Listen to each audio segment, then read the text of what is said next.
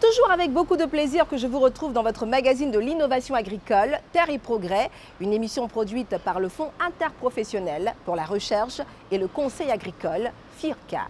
Mis en œuvre depuis novembre 2017, le projet d'appui au développement des filières manioc et maraîcher Pro2M prendra fin en mai prochain. À cet effet, un atelier bilan a été organisé par le FIRCA afin de présenter les acquis des volets manioc, maraîcher et nutrition. Cet atelier a enregistré une forte participation des acteurs des filières manioc et maraîcher, des ONG internationales intervenant dans le secteur vivrier et des structures prestataires de services. Dans le grand format de ce numéro de Terre et Progrès, je vous propose de découvrir les temps forts qui ont meublé cet atelier bilan Pro2M. Mais avant, place à l'actualité agricole dans la rubrique AgroNews.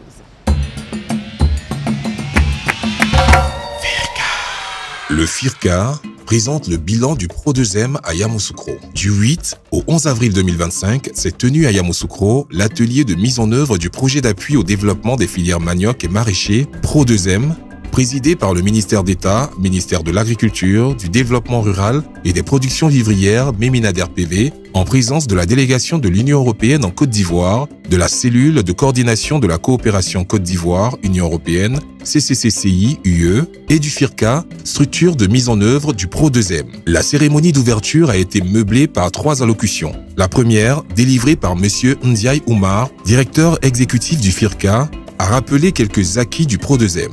Ensuite, M. Bamba Simon, coordonnateur national de la cellule de coordination de la coopération Côte d'Ivoire, Union européenne, CCCCI-UE, a rappelé l'historique du projet et des difficultés traversées ainsi que des solutions apportées. Et enfin, par le professeur Angui Pascal, directeur général de la production et de la sécurité alimentaire au Méminader PV, qui a traduit la satisfaction du Méminader PV pour les résultats obtenus. La cérémonie d'ouverture a été suivie par des travaux en salle pendant 3 jours, présentant les acquis majeurs du Pro2M. L'atelier bilan du Pro2M s'est déroulé en 2 étapes. La première étape était consacrée aux travaux en salle et la deuxième à une visite de terrain à Toubodi. Dans ce grand format, nous vous présentons les travaux en salle avec en prime les témoignages des bénéficiaires sur l'impact du projet, sur le développement de leurs activités et l'amélioration de leurs conditions de vie.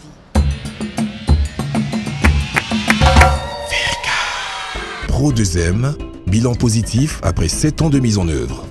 En collaboration avec le ministère d'État, ministère de l'Agriculture, du Développement rural et des productions vivrières, Méminader PV, le FIRCA a organisé du 8 au 11 avril 2025 à Yamoussoukro l'atelier bilan de mise en œuvre du projet d'appui au développement des filières manioc et maraîcher Pro2M.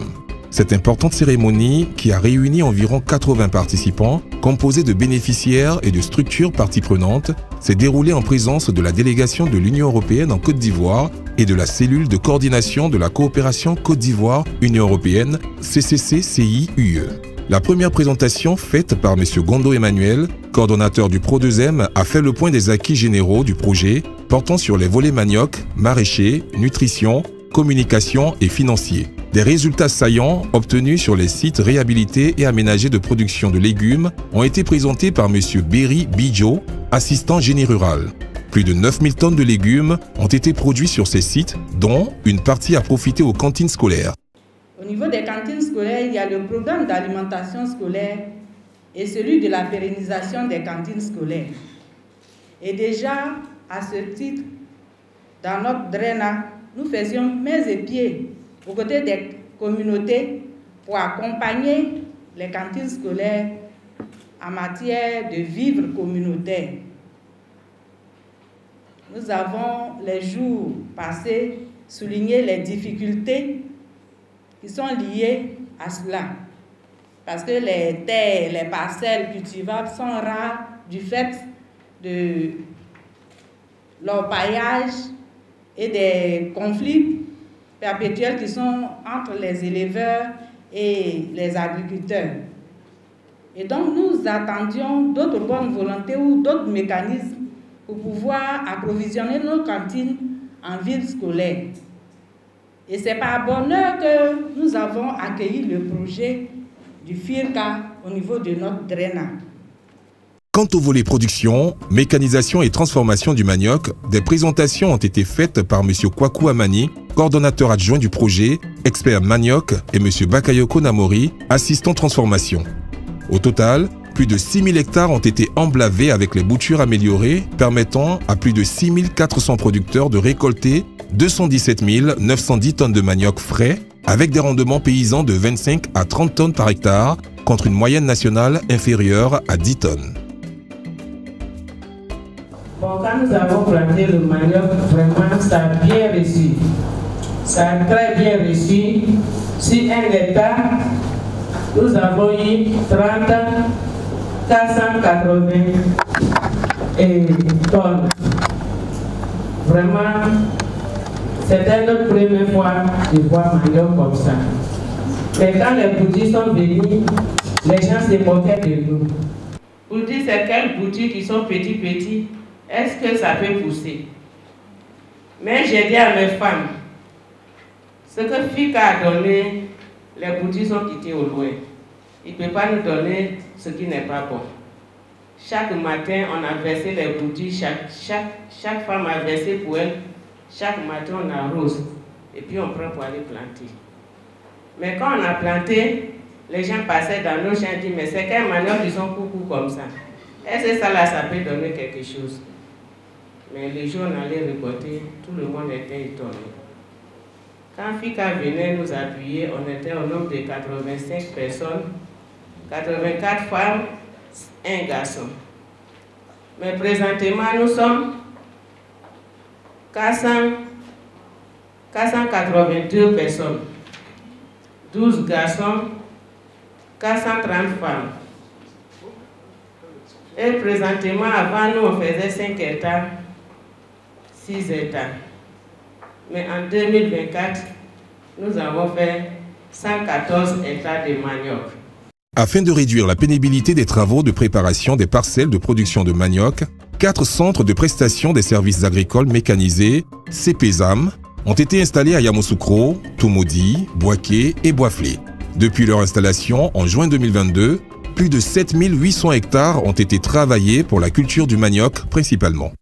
Le CPSAM, comme son nom l'indique, c'est un centre de prestation de services agricoles mécanisés.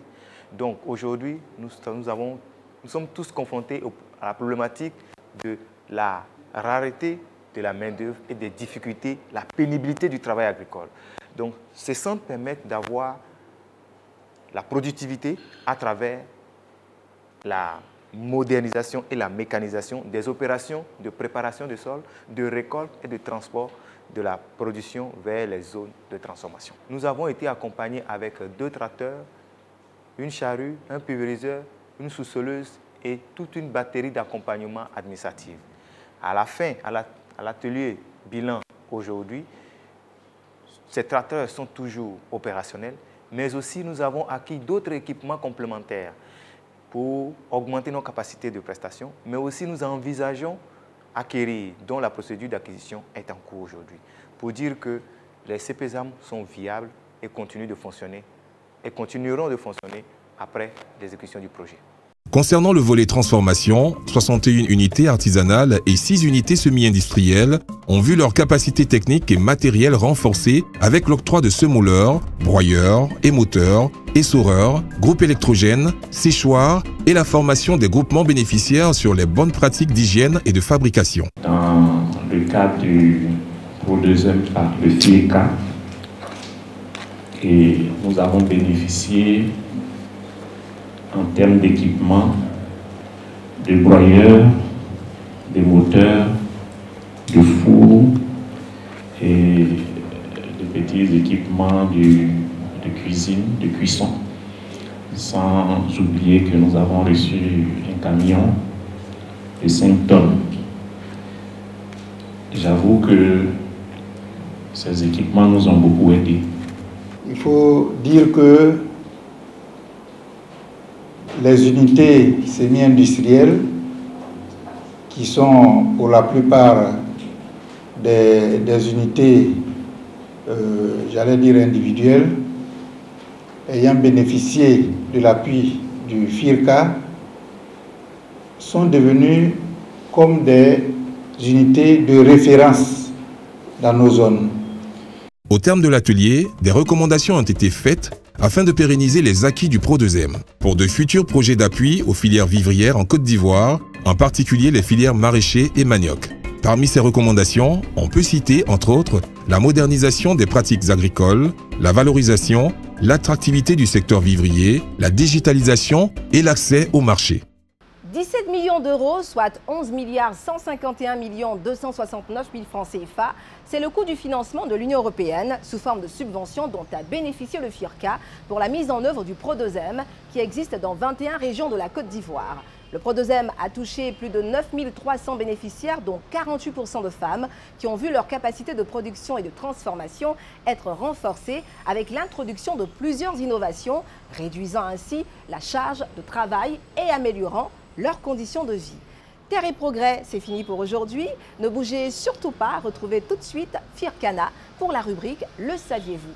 Vous pouvez revoir ce programme sur nos différents réseaux sociaux en tapant le Firca, le tout attaché. À bientôt pour un autre numéro de Terre et Progrès.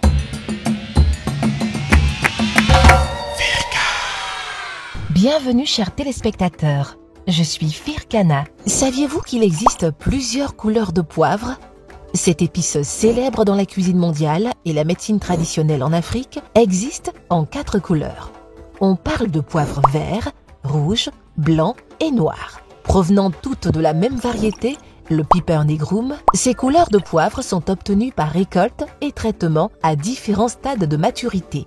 Ainsi, le poivre vert est cueilli avant sa maturité complète et rapidement séché pour conserver sa couleur. Le poivre rouge est obtenu lorsque le fruit est simplement récolté à maturité, il a un goût doux et fruité. Le poivre noir, lui, s'obtient lorsque le fruit est récolté à maturité puis séché au soleil pendant longtemps. Le poivre blanc est également récolté à maturité, mais l'enveloppe est ensuite retirée, laissant apparaître le noyau intérieur blanc. Je vous dis à la semaine prochaine pour de nouvelles découvertes.